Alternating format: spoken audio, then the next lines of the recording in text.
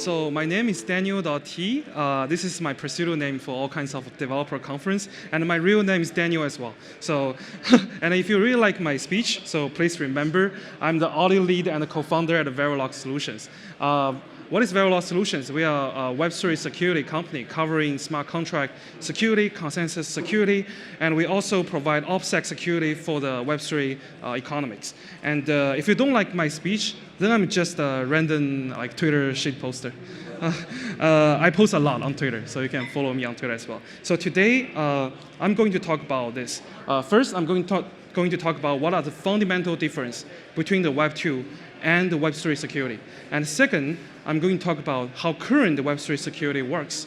And I'm going to share some example as well. And then I will talk about what are the attack surface in current Web3, how contract got hacked, how some project got hacked. And then I will talk about some public misconceptions about security in Web3. Well, first of all, what is the fundamental difference between Web 2 security and Web 3 security? For me, it's pretty easy to understand. So Web 2 security is about patching, but Web 3 security currently is about prevention.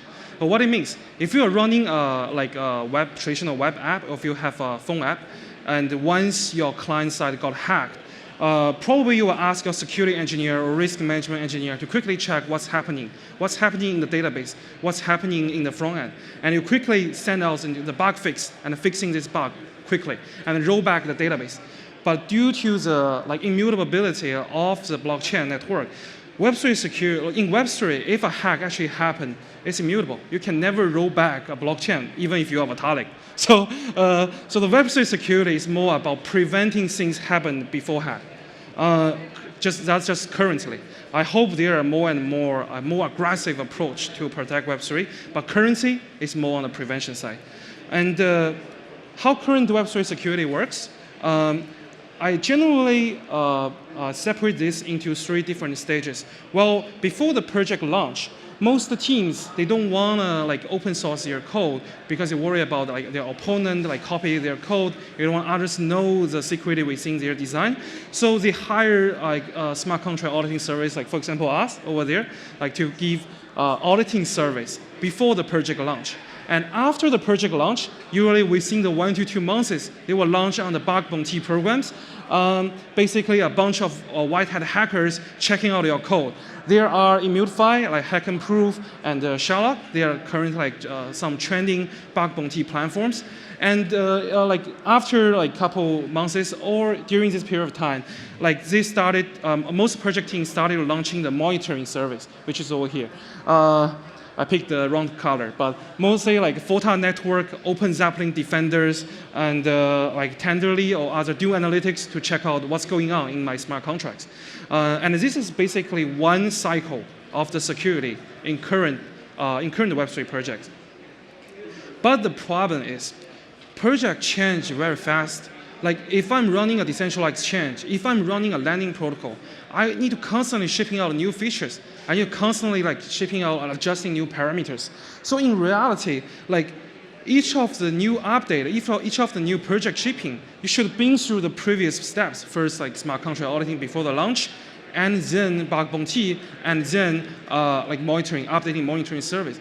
However, most of the project team, they don't have enough resources and budget to actually do everything repeatedly for each of the update. So, and smart contract audit, everyone knows you need to wait for a couple of weeks for finding a good smart contract auditing firm. And previously, you need to wait a couple of months. And a lot of auditing firm backlogs more than 1 month. So in reality, Web3 projects currently rely on a very fragmented solutions, both in temporal and spatial sense.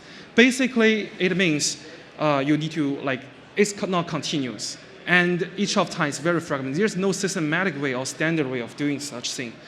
And then let's talk about attack surfaces. Once we know smart contract, this is important, let's talk about how you can get hacked. There are several attack surfaces. First of all, your assumption might be wrong. So smart contract assumption errors. For example, flash loan. Back to last year, you constantly see flash loan attacks. That is because this kind of concept never exists in Web 2 economics. You can never imagine someone we've seen a single transaction can borrow a couple $1 million and depositing a protocol. It never exists in Web2 economy. So this assumption caused a lot of protocol losing the money, the assumption errors. And second, there are like common implementation faults, such that like I just made a mistake in the smart contract code. This is most like security companies can do. This is what basically all the auditing companies are doing to prevent the smart contract implementation flaw. The first one is more about business logic side. And they are phishing and deceptions. For example, everyone, like, I think if you are diligent enough, you definitely heard about DNS hijack. Like, bunch of protocol got DNS hijack. Essentially, it's the website remain unchanged, but the hacker took over the control of the underlying contract you're interacting with. And some even more sophisticated hacker they use some tools to make the contract you interacted with first, their contract address, first 4 digits, and last 4 digits looks exactly same as original contract. So even if you are a frequent user, you sometimes ignore and don't understand like why it got hacked. This is the power of DNS hijack, and this is a lot of like project team are currently lacking of, and we see it quite frequently. I will show a couple examples. And then there are unethical behavior. Everyone knows rug pull, right? Like liquidity suddenly withdrawn by the project team. And then there are supply chain attacks. So supply chain attacks is more like you have like third-party relied libraries. They might have some problems, or you have you work with other protocols like not as reliable as Chainlink. Their Oracle like they are like basically their service got hacked, and there are Oracle manipulations. For example, I think the most common Oracle manipulation is in the lending protocols. Essentially, like most Web3 lending protocols, they use over-collateralized method. You deposit $100, you can borrow $70 back, and do leverage trading or do all kinds of buying all kinds of shit coins later. So this you can treat it as a leverage strategy. And a lot of like, if I hack the Oracle, I can put my $100 assets, change it to $300, and borrow way more much than the value of original assets that deposited in. So this is like Oracle manipulation. And a governance attack. This is actually pretty interesting. Like Compound actually experienced a governance hack a couple months ago. Someone submit like upgrade, which is actually malicious upgrade. But somehow, like all the project, like all the people who voted yes. And like this causing Compound lose a couple like millions. Yeah, these are some common attack services for the Web3 projects. And this is our Twitter. Like we're monitoring all kinds of transactions, all kinds of like hacking behavior. For example, here is what happened last week. The Wintermill team. The Wintermill team that got hacked for $160 million worth of assets. How it happens is they have a vault contract, and this vault contract uses a very fancy vanity address. The vanity address basically means the address starting with a bunch of zero. There are two reasons why people like to use it. First, it probably saves gas when you're interacting with this kind of contract. And second, it looks super cool. Like I have a contract starting with all the zeros. It looks very cool. But they were using a tool called Profanity. And this Profanity tool, on the September 14th, 1inch team, they announced the vulnerability in the Profanity protocol. And then causing the Ethereum vanity address become like hackable. So basically this is what happened for the Wintermill team. And they have OPSEC issues also previously on the OP tokens. Things are miscommunicated between the OP team and the Wintermill team. They send to the address on different channel. And there's another security notice. There's another two. One is from Curve Finance. Another one is from Convex Finance. Basically, these two are the DNS hijack. Exactly same as what I previously described. The hacker took over control of the underlying smart contract. It's not a smart contract risk. Smart contract is working fine. If you interact on each scan, it's still fine. But the underlying contract that users normally interact with changing to a malicious one. And 4 digits and the last 4 digits look exactly the same. This is actually what happened. People lost a couple $1,000. Now we were monitoring and notifying the user. So you see, from all this example, you see, a lot of hacks are actually not on smart contract level. A lot of hacks are on the OPSEC level, are on the like other issues like Web2 security levels. So what I generally like summarize a couple public misconceptions that usually most people have, or the public, or even the project team. And this is some of my suggestions if you are running a project. And first, audit is not enough. Very brutal facts, like audit just makes your contract look safe. It's not actually safe. So for example, assumption may change in the future.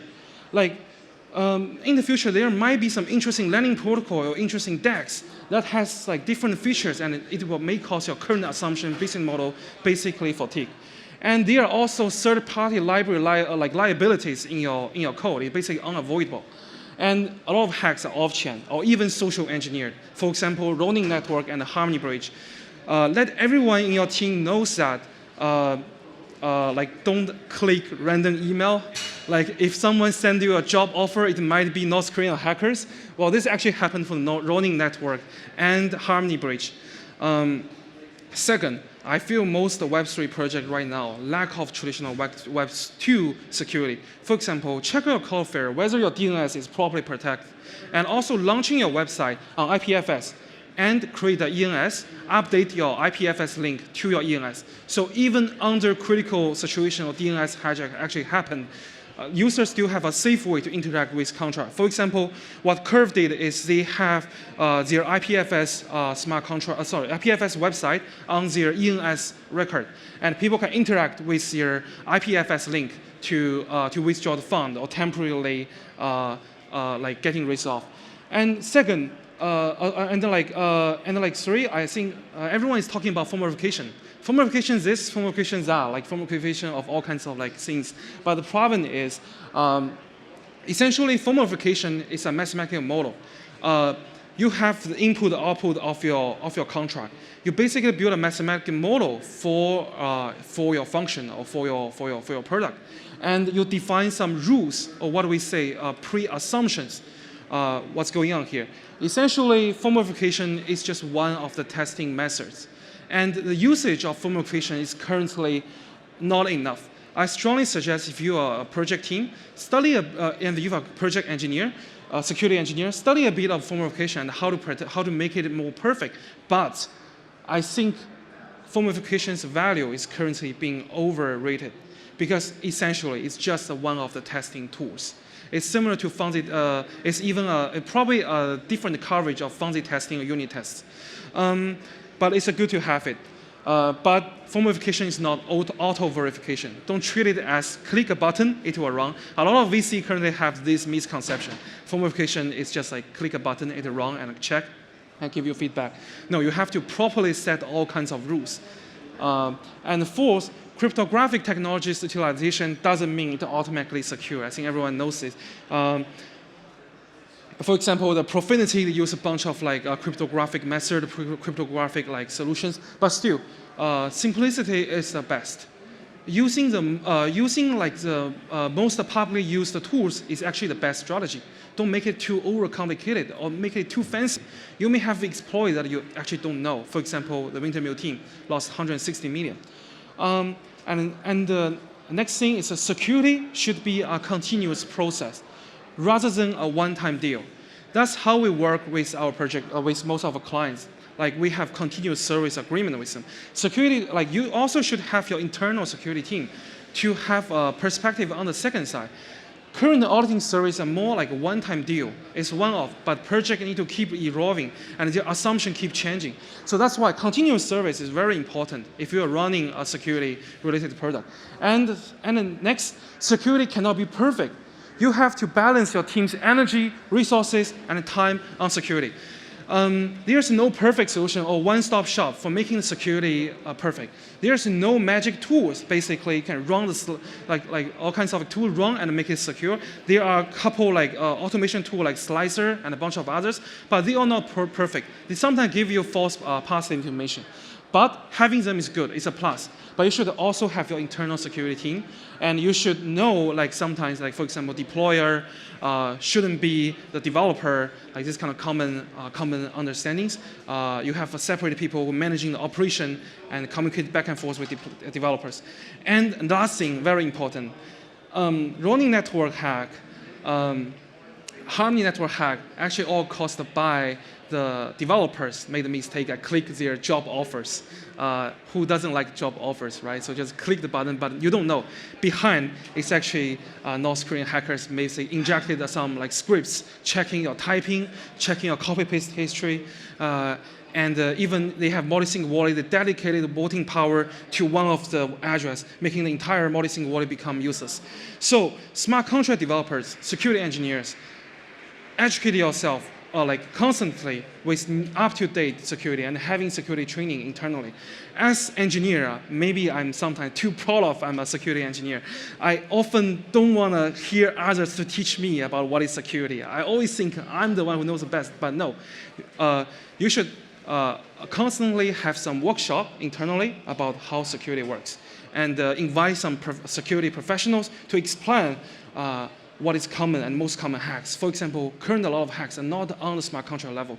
It's all on the OPSEC level. So these are my suggestions for the project team. And also for VCs, you need to know, like, basically we are in a dark forest. And once your fund lost, you have no way to get it back. So if you guys need any security tips or security consulting, like happy to contact us as well. We also providing OPSEC security on this area. But in general, this is my suggestion. And last but not least, this is my Twitter and my email. If you like my speech, if you're interested about talking more with me on security, feel free to follow me. And I constantly shitpost on security as well. So pay attention to my shitpost. Okay, thank you, everyone.